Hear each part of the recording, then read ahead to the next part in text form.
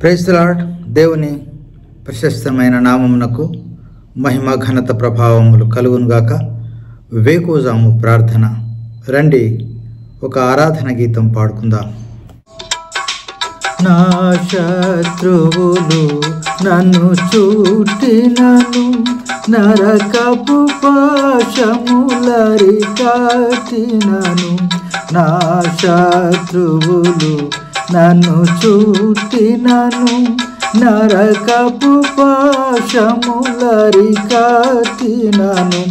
వరదవలే భక్తిహీనులు పోలిన, వరదవలే భక్తిహీనులు పోలిన, విడువక నన్ను ఎడబాయని దేవా, విడువక నన్ను ఎడబాయని దేవా.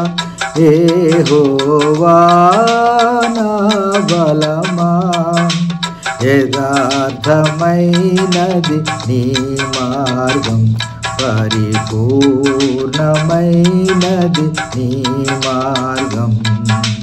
యెహోవా మరణపు తురులలో మరువక మొరలిడ, ఉన్నత దుర్గమై రక్షణ శృంగమై. మరణపు తురులలో మరువక మొరలిడ, ఉన్నత దుర్గమై రక్షణ శృంగమై. తన ఆలయములో నా మొర వినెను, తన ఆలయములో నా మొర వినెను. అదిరెను ధరణి భయకంపముచే, అదిరెను ధరణి భయకంపముచే. యెహోవా నా బలమా, యథార్థమైనది నీ మార్గం, పరిపూర్ణమైనది నీ మార్గం. యెహోవా. ఈ దిన వాక్యము చదువుకుందాము. 18వ కీర్తన 1-2 వచనాలు చదువుకుందాం. యెహోవా నా బలమా, నేను నిన్ను ప్రేమించుచున్నాను.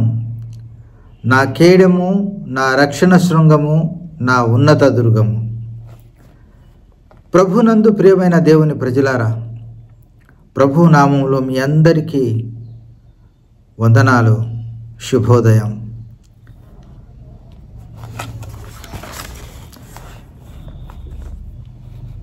ఈ వాక్యము దావీదు వ్రాసినటువంటి కీర్తన.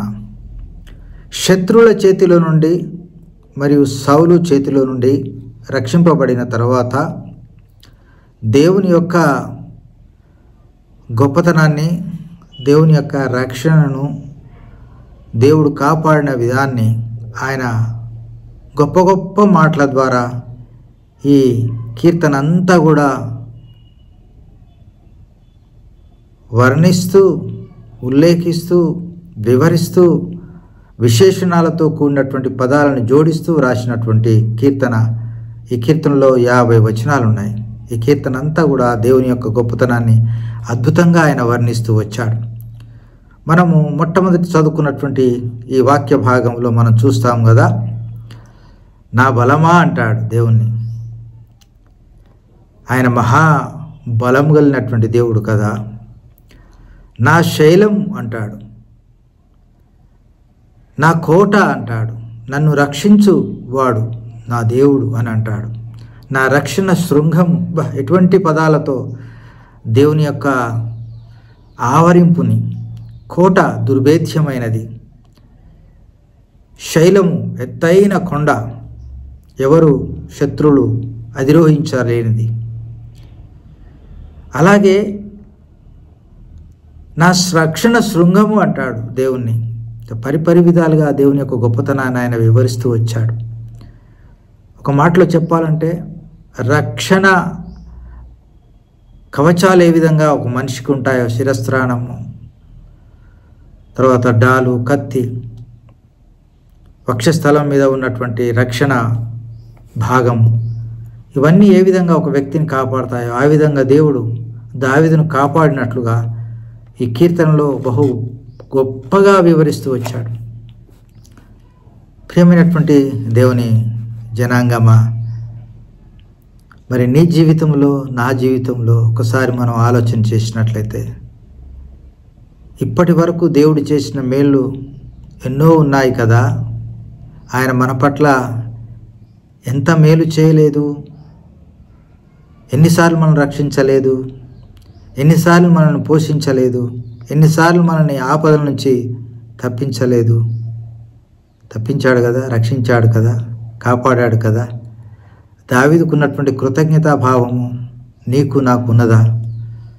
ఇవే కోజామును ఒకసారి జ్ఞాపకం చేసుకున్నట్లయితే, ఒకసారి మనము మన జీవితకాలం అంతా ఇప్పటి వరకు దేవుడు చేసిన ప్రతి మేలుని దృష్టిలో పెట్టుకున్నట్లయితే దావీదు వలనే మనము దేవుని బద్ధులమై ఉన్నాం కదా. యెహోవా నా బలమా, యథార్థమైనది నీ మార్గం, పరిపూర్ణమైనది నీ మార్గం అని మనం కూడా పాటల ద్వారా దేవుని ఆరాధించే వారంగా ఉండాలి. దేవుని నిత్యం మనం స్తుతించే వారంగా ఉండాలి. ఆ విధంగా దావీదు వలె మనము దేవుని ఆరాధించేటువంటి జీవితం కలిగి ఉందామా? అలా కలిగి ఉండడానికి మనందరికీ ప్రభు సహాయం చేయనుగాక.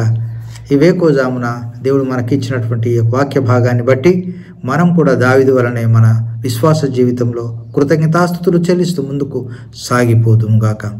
ప్రార్థన చేసుకుందాం. ప్రేమ కలిగిన మా ప్రియ పరలోకపు తండ్రి, నీవు మాకు ఇచ్చిన వేకోజాము వాక్యాన్ని బట్టి వందనాలు, ఈ ప్రోత్సాహాన్ని బట్టి వందనాలు తండ్రి. మాకు ఎన్ని సంకట పరిస్థితులు ఉన్నా, శత్రువు మా చుట్టూ ఉన్నా తండ్రి, దుర్భేద్యమైనటువంటి కోటగా, కొండగా, ఆశ్రయ దుర్గంగా తండ్రి మా శృంగంగా ఉన్నందుకై వందనాలు.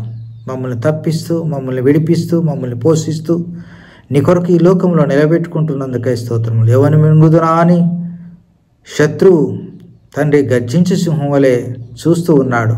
ప్రభువా, మేము తప్పించబడి నీ యొక్క మార్గంలో, నీ యొక్క సన్నిధిలో నిత్యము ప్రభువా నిన్ను స్తుతించే బిడ్డలంగా ఉంటున్నామంటే అది కేవలం నీ బలము, నీ కృప, నీ దయ కనుక ఇంకనూ నీ కృప మా మీద కుమ్మరించి మమ్మల్ని ముందుకు నడిపించి మమ్మల్ని అందరినీ శత్రువు ముట్టకుండా నీ రక్షణ వలయంలో మమ్మల్ని దాచి నీవు మహిమ పొందుమని వందనములు, స్తోత్రములు చెల్లిస్తూ యేసయ్య అతి శ్రేష్టమైన నామమును స్తుతించి ప్రార్థించి అడిగి వేడుకొంచున్నాం తండ్రి. ఆమేన్.